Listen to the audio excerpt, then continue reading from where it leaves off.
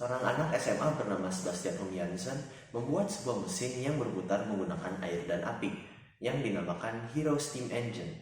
Dia mengatakan bahwa mesin ini bekerja dengan cara memanaskan air dalam mesin hingga air berubah menjadi uap. Uap yang bertekanan tinggi tersebut akan berpindah menuju tempat bertekanan rendah melalui nozzle. Jadi Sebastian, untuk apa kamu membuat mesin ini? Terima kasih. Jadi setiap mesin yang dibuat di dunia ini memiliki kekuatannya masing-masing. Jadi pastinya mesin yang satu ini memiliki kekuatannya sendiri. Untuk mencari tahu kekuatannya, dicarilah efisiensi mesin. Tidak hanya itu, dibandingkan juga efisiensi yang didapatkan melalui variasi jumlah daya kalor atau sumbu api dan variasi jumlah air dalam mesin untuk mencari dan mendapatkan kombinasi daya kalor dan mesin air yang menghasilkan efisiensi yang terbesar. Wow, cukup menarik. Bagaimana kalau kamu ceritakan segalanya dari awal? Baik. Semuanya diawali dari kamar saya. Halo semuanya. Apakah perkenalan ini hal yang berulang? Biasanya tiap semester. Dalam kali ini, kita akan melakukan percobaan Hero Steam Engine. Tetapi pertama-tama saya jelaskan terlebih dahulu tentang mesin Hero Steam Engine yang dibuat dan digunakan pada percobaannya. Ini mesinnya. Badannya dibuat menggunakan kaleng permen bekas yang tutupnya disolder supaya uap dalam mesin ini hanya keluar melalui nozzle yang ada di pinggir. Nozzle ini dibuat menggunakan pipa tembaga dan ujungnya dipasang ujung ballpoint yang bolanya sudah dicabut. Pemasangan nozzle ini dilakukan dengan cara melubangkan badannya dan kemudian nozzle disolder ke badannya. Kemudian di bagian atas terdapat tiang kawat. Tiang kawat ini akan digunakan untuk melilitkan benang dan benang tersebut akan melalui lubang di sini, keluar di sini dan melalui katrol yang ada di sini. Katrol yang dibuat menggunakan Lego. Setelah itu nanti benangnya akan dililitkan massa beban, yaitu sebuah koin 500 perak. Kurang lebih susunan percobaan akan terlihat seperti ini. Selain itu juga kita membutuhkan sumber daya kalor. Sumber daya kalor yang saya buat ini menggunakan kaleng permen bekas lagi dan tutupnya dilubangi supaya untuk dipasang tali sumbu. Nantinya kaleng ini akan diisi spiritus sebagai bahan bakar api dengan cara membuka tutupnya dan diisi melalui tutupnya. Nantinya dalam percobaan ini akan ada dua variasi yang dicoba. Yang pertama yaitu variasi jumlah sumbu api, di mana akan dicoba variasi sumbu api berjumlah 2 dan 3. Dan satu lagi variasi jumlah air dalam mesin, di mana yang dicoba akan ada jumlah air 20 ml, 40 ml, dan 60 ml. Untuk mencari efisiensi, kita membutuhkan daya output dan daya input. Yang pertama-tama untuk mencari daya output, mesin akan menarik beban berupa koin 500 yang memiliki massa 5,3 gram. Beban akan ditarik dan akan dicatat waktu yang diperlukan mesin untuk menarik beban sejauh 25 cm. Setelah didapatkan waktunya, kita baru dapat mencari daya output menggunakan rumus W per T.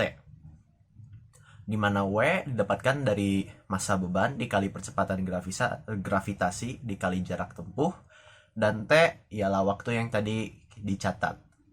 Pencarian daya output akan dilakukan sebanyak 3 kali dan dirata-ratakan untuk mendapatkan hasil yang maksimum. Kemudian untuk mencari daya input, kita akan mengukur waktu yang diperlukan api untuk memanaskan air sampai naik 40 derajat Celcius.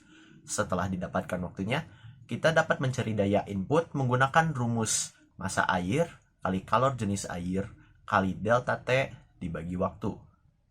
Di mana massa air ialah massa variasi air yang dicoba, kalor jenis air yaitu 4200 Joule per kilogram, dan delta T adalah jumlah suhu yang dinaikkan yaitu 40 derajat Celcius, dan waktu adalah waktu yang tadi dicatat.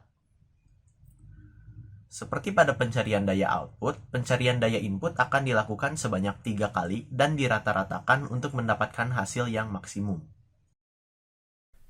Setelah daya output dan daya input didapatkan, baru kita dapat mencari efisiensi menggunakan rumus daya output per daya input kali 100%. Setelah semuanya dihitung, didapatkan hasil sebagai berikut. Bisa dilihat, terdapat kotak yang kosong. Hal itu diakibatkan karena mesin gagal untuk mendapatkan data, khususnya pada pengambilan data daya output.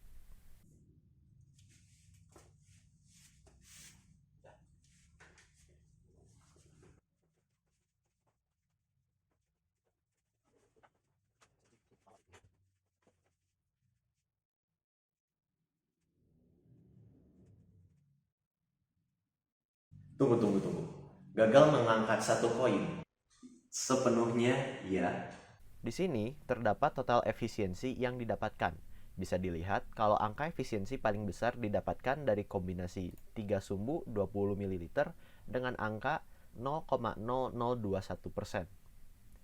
Di sini juga sudah disediakan grafik efisiensi terhadap jumlah air. Bisa kita lihat bahwa secara keseluruhan variasi 3 sumbu menghasilkan efisiensi yang lebih besar dibandingkan variasi 2 sumbu. Dan jumlah air yang kecil menghasilkan efisiensi yang lebih besar daripada variasi jumlah air yang lebih besar. Jadi, dapat disimpulkan bahwa semakin banyak jumlah sumbu, maka semakin besar efisiensi yang dihasilkan. Sedangkan semakin kecil massa air, maka semakin besar efisiensi yang dihasilkan. Maaf. Tadi angka efisiensinya 0,0021%. Iya, betul. 0,0021 dari 100, angka yang sama.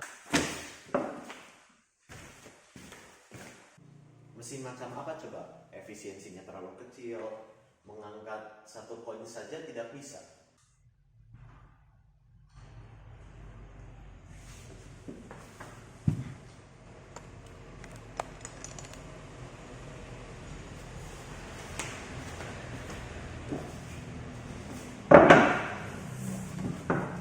Iya, memang efisiensi yang dihasilkan mesin ini sangat kecil. Tapi ini merupakan salah satu jenis mesin uap yang pertama di dunia. Lagi pula ada cara-cara lain untuk mempengaruhi efisiensi mesin selain mengubah jumlah sumbu dan massa air, seperti mengganti massa beban yang digunakan atau menambahkan jumlah nozzle. Jadi bereksperimenlah, carilah faktor-faktor lain yang dapat diubah untuk menambahkan efisiensi mesin ini. Maka itu saja dari saya. Mohon maaf apabila terdapat kesalahan. Sekian dan terima kasih.